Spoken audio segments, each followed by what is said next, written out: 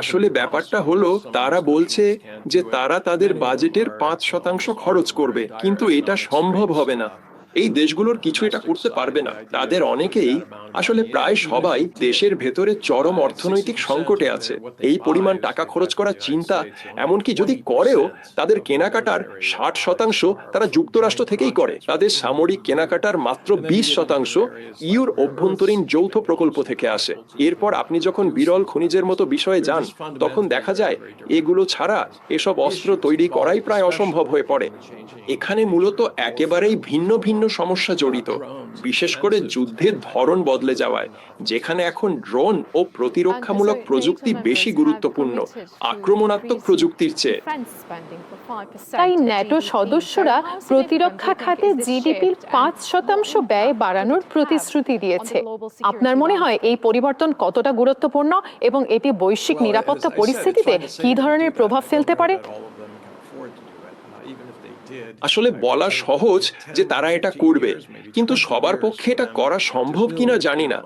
তবে ধরুন তারা করেও ফেলে, তবুও প্রতিরক্ষা শিল্প গড়তে তাদের 10 থেকে 15 বছর, এমনকি 20 বছরও লেগে যেতে পারে। আর ওই সময়কালে একটি বড় সমস্যা হবে অবশ্যই বিরল খনিজ, রেয়ার আর্থস। 1984 সালের ডিসেম্বর মাসে ন্যাটো একটা গবেষণা প্রকাশ করেছিল, যেখানে বলা হয়েছিল প্রতিরক্ষা ও সামরিক অস্ত্র তৈরির জন্য একেবারে অপরিহার্য 12টি মৌলিক উপাদানের মধ্যে 7টি মূলত চীনের নিয়ন্ত্রণে ছিল। চীন স্পষ্টভাবে জানিয়ে দিয়েছে তার বিরল খনিজ কোনোভাবেই এমন অস্ত্রে ব্যবহার করতে দেবে না যেগুলো চীনের বিরুদ্ধে ব্যবহৃত হতে পারে। চীন খুবই সতর্কভাবে নজর রাখছে ন্যাটোর কর্মকাণ্ডের ওপর, বিশেষ করে যখন তারা বারবার পূর্ব দিকে সম্প্রসারণের কথা বলছে। সদস্য দেশগুলো প্রতিরক্ষা খাতে জিডিপির 5% ব্যয় বাড়ানোর প্রতিশ্রুতি দিয়েছে। আপনি কি মনে করেন এই পরিবর্তন কতটা গুরুত্বপূর্ণ এবং এটি বৈশ্বিক নিরাপত্তা পরিস্থিতিতে কি ধরনের প্রভাব ফেলতে পারে? আমার মনে হচ্ছে আপনি আমাকে আবারও একই প্রশ্ন করলেন। আমি আগেও বলেছি, সংখ্যার হিসাব নিয়ে কথা বলা ঠিক আছে, কিন্তু বাস্তবতা সেই প্রতিফলন ঘটাবে না। এখানে 26টি দেশ রয়েছে, তারা সবাই জিডিপির 5% দেবে না।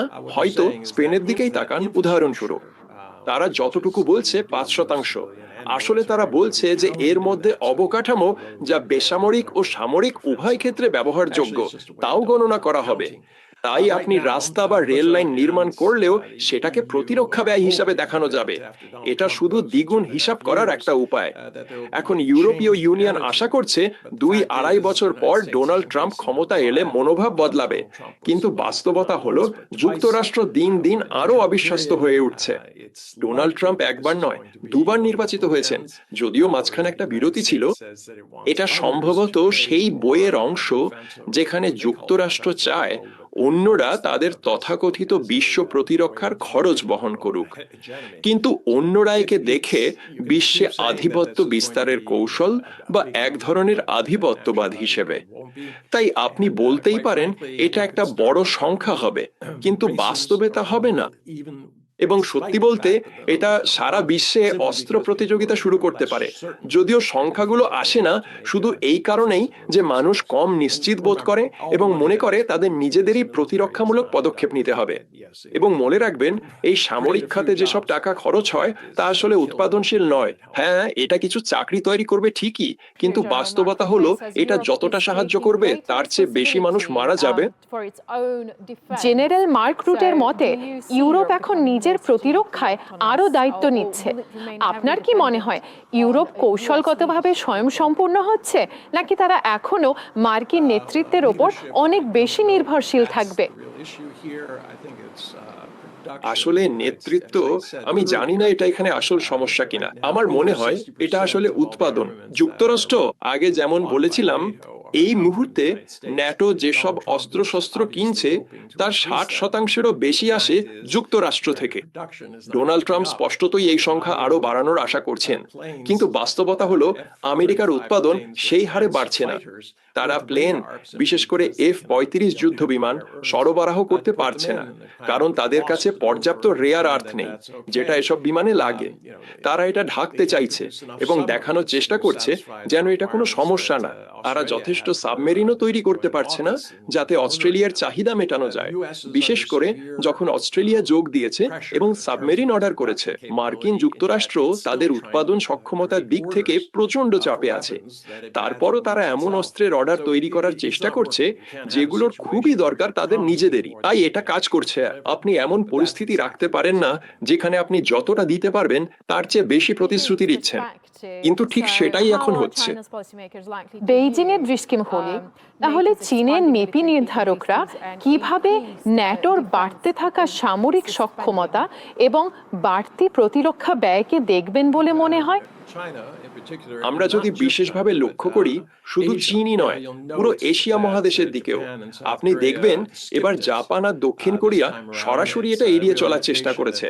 এটা আসলে পরিষ্কারভাবে দেখায় যে তারা মনে করছে যুক্তরাষ্ট্র বর্তমানে খুব একটা ভবিষ্যৎবাণী করার মতো সহজ কোনো পথে চলছে না। কিন্তু জানেন তো, কেউই চায় না যে যুক্তরাষ্ট্র যেটা প্রথমে দক্ষিণ আমেরিকা, আফ্রিকা, মধ্যপ্রাচ্যে করেছে সেটা আবার যেন পূর্ব এশিয়া বা এশিয়ার অন্য কোথাও ঘটে।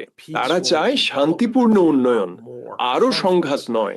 তাই এ নিয়ে অনেক সন্দেহ সংশয় আছে, কারণ এই সব দেশই মনে করছে যুক্তরাষ্ট্র এমন কোনো পথ অনুসরণ করছে না যা বৈশ্বিক নেতৃত্ব বা বৈশ্বিক স্বার্থের প্রতিনিধিত্ব করে।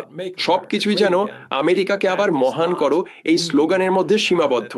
কিন্তু এর মানে এই নয় যে তারা, যেমনটা আমরা রাশিয়া ও ইউক্রেনের ক্ষেত্রে দেখছি, সেই ধরনের পরোক্ষ কর্মকাণ্ডে অর্থ দিতে বা অংশ নিতে চায়।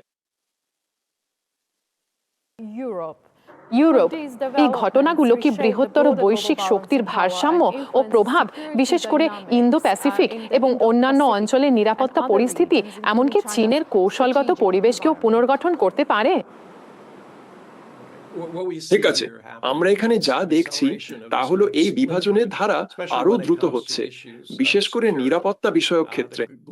বিশ্বব্যাপী সাপ্লাই চেনগুলো বিভক্ত হয়ে যাবে এবং তখন প্রশ্ন হবে কে সবচেয়ে দক্ষভাবে এগুলো উৎপাদন করতে পারে।